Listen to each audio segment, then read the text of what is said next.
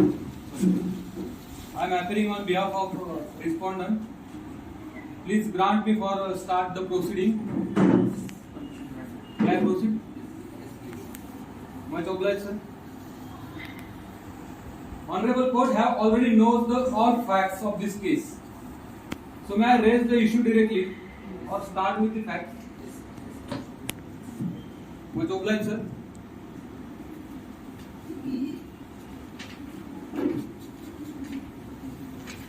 Initially, I have summarized the statement of issue. Issue number 1, whether the state of Kalki has the power to issue an ordinance under Factories Act 1948 section 5 during the pandemic situation COVID-19. Issue number 2, whether there is a gross violation of human rights by the ordinance passed by the state government under section 5 of Factories Act 1948. Issue number 3, whether the petitioner has locus standi to file this writ petition under the article 32 of the Constitution of Chalukya. And 4, issue number 4, whether the fundamental rights have been violated by this ordinance passed by the state government of Kalki. After that, I am going to present a summary of argument. As per the doctrine of necessities, these terms is used to be described the basis on which extra constitutional actions by state administration, which are designed to restore order or attain power on the pretext of stability, are found to be constitutionally valid if such an action would normally be deemed to be contravention established norms or conventions. It is the state responsibility to compensate the loss incurred due to COVID-19 for the restoration of state revenues. As per the case law referred, case law name is Charan Lal Sahu versus Union of India. Charan Lal Sahu tried to challenge the processing of Claim Acts 1985 post Bhopal gas strategy for the compensation to the victims, to which the state has issued to restore order for the victims who died, so it was constitutionally valid as per the doctrine of necessity. It is the state responsibility to ensure the safety, welfare and interest of the worker through legislation, since the market does not give them the required protection. The petitioner has locus standi to approach the Honorable Supreme Court of Chalukya with this writ, since they have not exhausted the remedies available to them in the High Court of Kalki. The Honorable Court give me permit, so one by one I argue on this same issue. 7. Points will be noted, my lord. For such a period and subject to such a condition as it may think fit, provided that no such a notification shall be made for period exceeding 3 months at a time. Explanation of this section. What said in the explanation clause? For the purposes of this section, public emergency means a grave emergency whereby the security of Chalukya or of any part of the territory thereof is threatened, whether by war, external aggression or internal disturbance. This point to be noted, my lord. Internal disturbance. In the case law as referred Charan Lal Sahu versus Union of India, who challenged processing of Claim Act 1985, which the state has issued restore order for these victims who died, so it was constitutionally valid of the doctrine of necessity, is term used to describe the basis on which extra constitutional actions by administrative authority, which are designed to restore order or attain power on the pretext stability, are found to be constitutional even if such an action would normally be deemed to be contravention to established norms or conventions. If there was any remote conflict of interest between the Union of India and the victims from the theoretical point of view, the doctrine of necessity would override the possible violation of the principle of natural justice, that no man should be judged in his own case. Here, My humbly submission before the Honorable Supreme Court, that is the doctrine of necessity, meaning of the doctrine, act done like to cause harm, but done without any bad intention. It point to be most important. I again repeat, my lord, act done likely to cause harm, but done without any bad intention to prevent to other big harm. If look out the essential ingredient of doctrine of necessity, so we more clearly understand that first issue of this case, how to affirm it. First essential ingredient, act must have done without intention to cause harm. Second, act must have been done in good faith. And third, harm must have been done in order to avert a greater harm. According to these essential ingredients, I humble submission to before this honorable court. The government has to play very difficult role. Maybe a state government, maybe a central government. Everything has to be considered carefully, identify future harms and take the steps accordingly. With the law, avoid those harms, and here some do same by the state. Then issue number second, whether there is a gross violation of human rights by the ordinance passed by the state government under section 5 of Factories Act 1948, and answer in the negative. Labor laws are one of the most complex and hotly debated issue in India. In Chalukya. A labor surplus economy such as that of the state of Kalki should be protective to workers, but laws solely guided by this principle makes it difficult for business to operate. It is a real fact, my lord. That's why I am again repeat this sentence. Laws solely guided by this principle make it difficult for operate to business.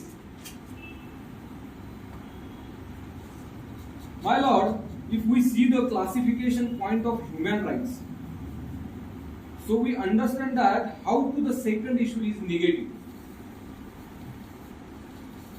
Major classifying groups, first is child slavery, second is child labor, third is bonded labor, and fourth is slavery.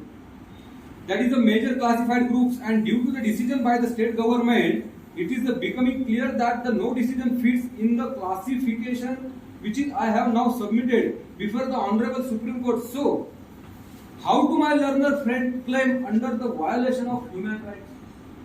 I am really not understanding.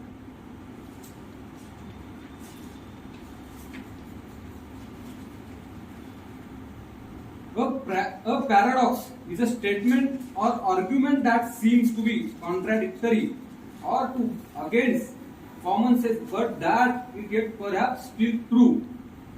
For example, in reality, labor laws has always represented something of an exception to this definition. The state of Kalki and its legal system have had an ambivalent, abstracted, even preserved involvement with the employment relationship. Sometimes the state has followed a conscious policy of absenting itself from the labor markets. My humbly submission under this issue number second, to the Honorable Supreme Court. All other revenue has stopped. The pandemic and containment measures introduced at the onset of the pandemic disrupted domestic activity and trade. Income and job losses in the formal and informal sectors. It point to be noted, which is now I am saying, push thousands of labor, worker and families into poverty due to pandemic situation. Threatening to reserve social development again.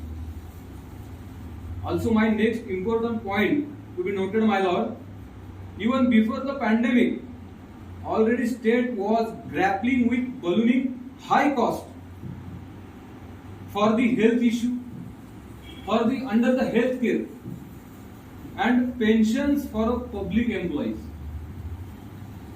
Therefore, I would like to urge the Honorable Supreme Court that the state has not violated any human rights.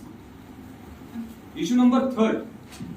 Whether the petitioner has locus standing to file this writ petition under the Article 32 of the Constitution of Chalukya.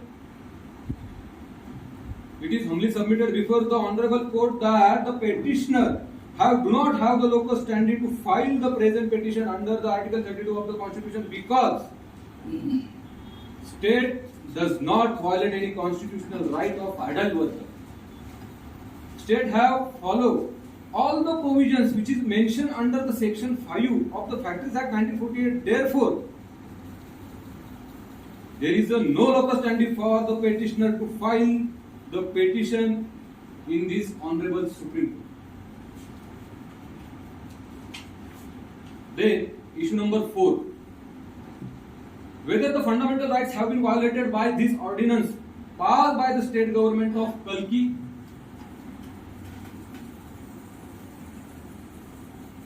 And answer in the negative. How negative?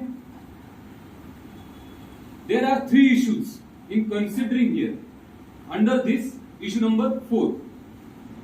Firstly, the Constitution provides a number of basic rights and under directive principle of state policy a number of assurance the kind of changes that have been made they potentially will hurt and will unable to realization of the constitutional objectives. There is a necessity for the government to come out with the fairly strong fiscal package that create optimistic condition by the providing employment to people. Something that tightens the labor market a little bit, put money in people's pocket and create the deep in the economy. It point most important. And this sentence proven that how to issue number 4 is negative. Secondly, the facility of the concurrent subject has been abused and we should bear in mind that national codification and the labor law reforms process on what is the unholy hurry on the part of the state government of Kalki to do this. But there is a rational explanation given the COVID situation and the national lockdown. As speaking behalf of the state, I would like to highlight some points before this honorable court. The trade unions that are already weak cannot mobilize their forces and conduct any kind of state level or national level struggle. This is a clear case of vulnerability which is the state has not exploited. Thirdly, considering the overall pandemic situation, the reliability of the state and its policies, the infrastructural situation, electricity supply, logistics and transport, the quality of labor and skill of labor, human capital issues. Therefore, if we considering that all things, we can understand that due to this ordinance of the state of Kalki government, no fundamental rights have been violated.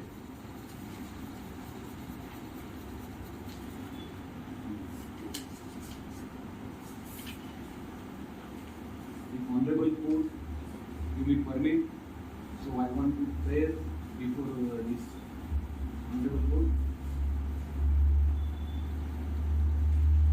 It is therefore prayed that, considering the issues raised, argument advanced and authorities cited, it is the most humbly and respectfully prayed that this honorable court, my first prayer, dismiss the writ petition filed by the petitioners, and second prayer, uphold the decisions taken by the state government for the welfare of the state economy and the sustained welfare of the factory workers. This honorable court may also pass any order which it may deem fit in light of justice, equity and good conscience.